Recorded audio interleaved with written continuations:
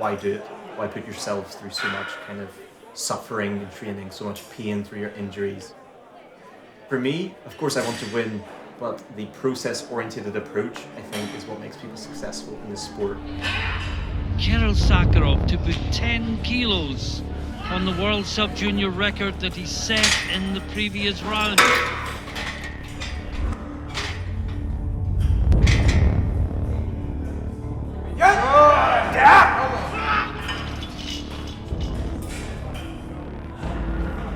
Well, most go to battle with the bar, and Sakharov is going to battle with the whole rack system.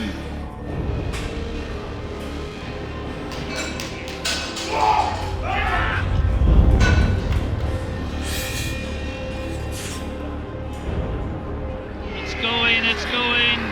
Oh, that's good for Sakharov. Wait for the lights.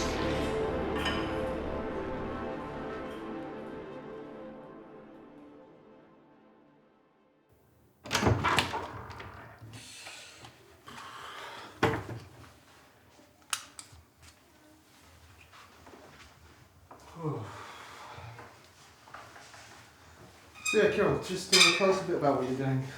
Yeah, just sitting up for some squats here, and then I'll proceed to do some kind of warm-up movements, get me prepped for the squats, kind of the positions I want to be in, some of my injuries, just get me prepped. What kind of injuries do you have? Too many. So the most significant one is probably my knees, and they've been bad probably since I was 12 playing basketball. Once I started lifting, I was already in pain and never quite fully went away. The foot and the knees, and then the back is also one actually. That was what I hurt at the start of lockdown.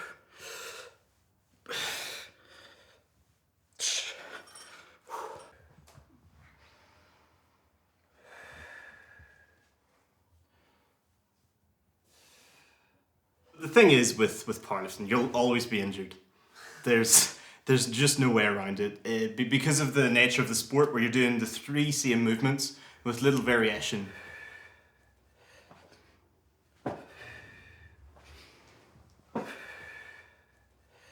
Can give you a bit of an ab cramp every so often, but just reinforces that kind of core motion. Growing up, it was always very hard for me to find my identity with which nationality am I? Am I Kazakh because I was born there, but my family was Russian. So was I Russian or was I British? Being able to focus on that and bring out that competitive nature and always focus on winning really brought me closer to feeling like I'm Russian.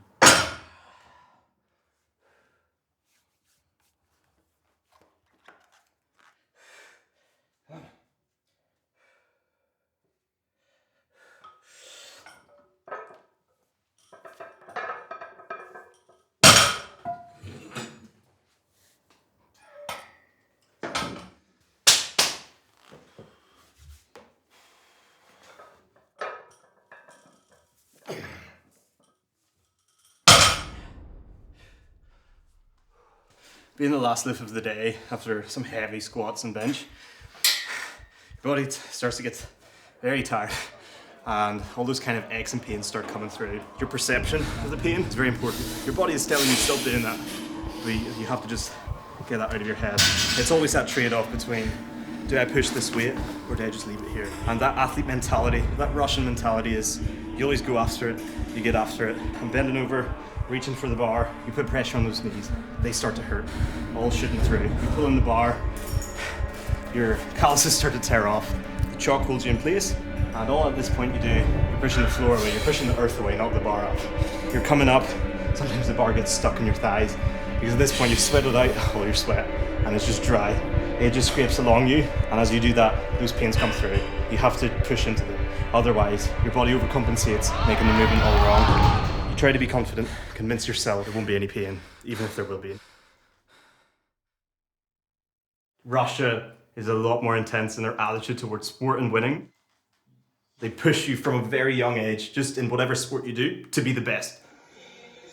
When I did judo, when I was about 4 or 5 back in Russia, it was a lot more intense than when I came here. I think I did like 50 push-ups without stopping when I was like 5. We were climbing the big ropes and they're just pushing us very, very hard for kids.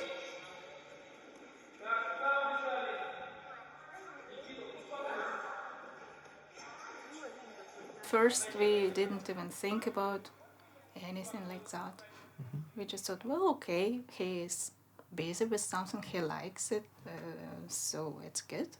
But then it started to get in more and more, and then some competitions. And I remember when we went for first ever competition, it was here in, it was open Northern Ireland. Just Northern Irish Championships, Yeah. I think. Yeah, something like And he beat 40 years old man. Yeah. And he was my like God. 16. Yeah. that. Yep, 16. And yeah. then I understood that is serious. Maybe at that moment. Какие юниорские, что национальные? Да. А вот эти, которые через Открытые, я неделю. хотел It делать. was some moment when I really wanted to do him like a swimming. It's good for health and they look very nice, whereas his sport quite harmful.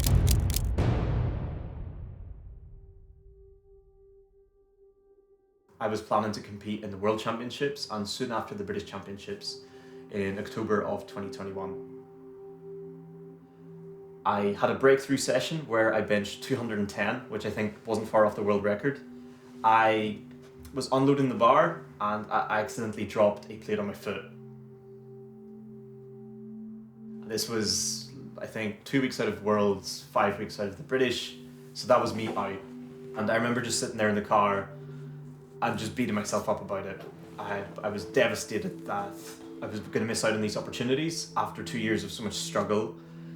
And I came home, I couldn't sleep that whole night, partially because of the pain, but more so the emotional pain of missing out on these events.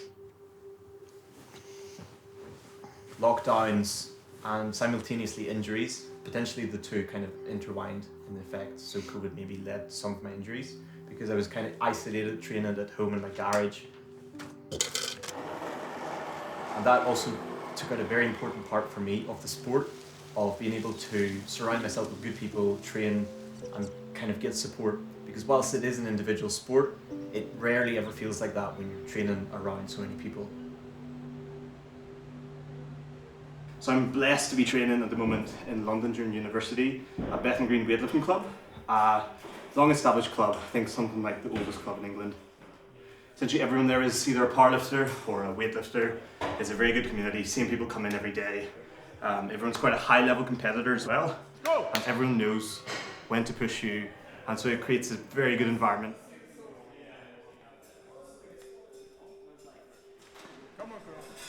I think just constantly being in pain takes a toll on you mentally. It's that plus just how you're going to train with the pain, and you don't know if it's going to get better, if it's going to get worse, if there's something you need to do about it, if you need to take time off, or if you can keep pushing. I'm extremely stubborn. Like since I was a child, I was always very stubborn with these sort of things.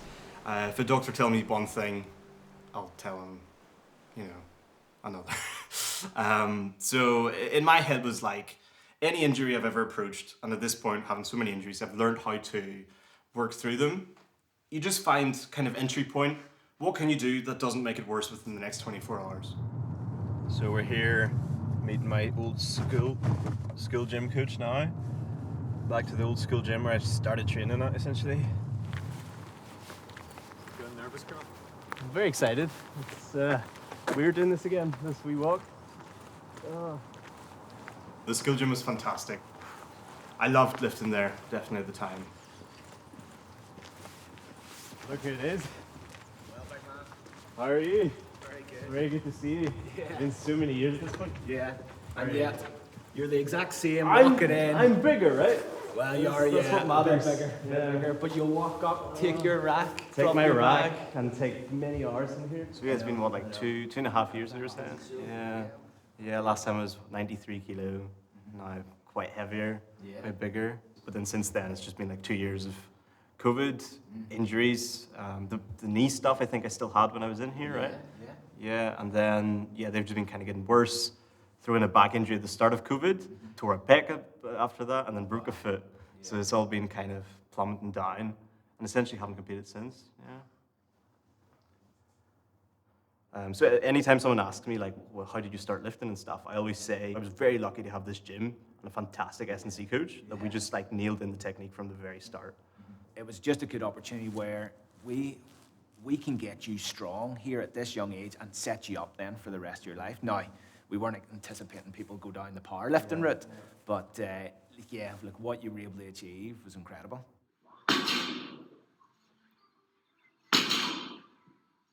Well, look, and let me just want to get you moving a wee bit today. Yep. General movement, some balance stuff. We'll work the sleds and stuff and all Let's that. do it. Okay.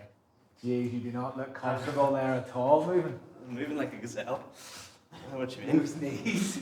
Keep it going. I'll get there, right? You can put 200 kilos on your back, no problem, but can't get you moving side to side. Side to side, you don't need to. Yeah. You were always wanting to be in here, and I wanted to try and facilitate that as much as possible. So you were always leaving the gym open for me to come in. Yeah. It was amazing, yeah.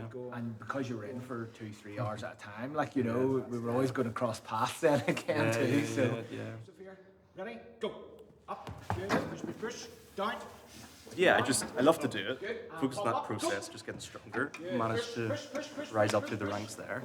Keep going.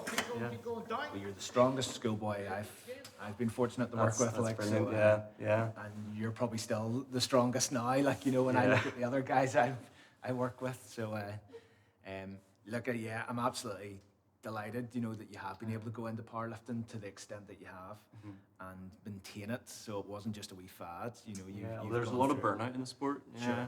You just kind of, I guess there's not much to gain. You know, there's not that much money in it. That's right. It's kind of, you have to really love it, have to do it. And when the injuries come, it's like what keeps you going through it. Yeah. How would you like to be remembered? I think it's not an entirely important question to me, but perhaps it's because I'm young. I'm sure that question I'll be able to answer as I grow older, and the answer will change. But I think at the moment, I just want to almost live for myself, create a life for myself that will make me happy in the long term, maintain relationships, build a successful career, build a successful sporting career, and what I'll be remembered like will just be a byproduct of that and is out of my control. I was always proudest when I won the World Championships, won the European Championships, kind of broke down any of the challenges I was facing at that time. But I don't dwell too much on it. I think, in my mind, I've achieved nothing and it's all ahead of me. And the plan is to just get back to that level and further so I can be proud of that.